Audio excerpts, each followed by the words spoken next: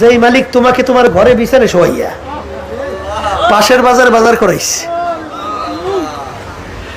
বাজার নিয়ে বাড়ির দরজায় হাজির করছে, শত্রু তৈরি করছে, ছুরি বুকের ভিতরে ঢুকাইয়ে দেখাইছে, রক্ত ঝুপঝুপ করে পড়তেছে তাও দেখাইছে, তুমি জোরে জোরে চিল্লাও, গলা ফাটাইয়ে ফেলাইছো, পাশে বসে স্ত্রী পান খায়, টের হয় নাই। তাই তোমার কষ্ট কম হয়েছিল কোন দিক দিয়া? তোমার কোনো কষ্ট কম হয়েছে? একটু কষ্ট অনুভব কম করছো না? একেবারে 100-100 হইতে আছে।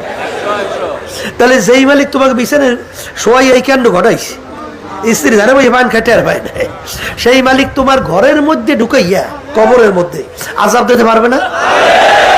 হ্যাঁ পারবে। তাহলে কি মনে করছেন মানুষের ব্রেন আল্লাহ সব দান করছে? সব নাই, পাবেন না। এরপরে কেউ যদি আল্লাহ রাসূল সাল্লাল্লাহু আলাইহি ওয়াসাল্লাম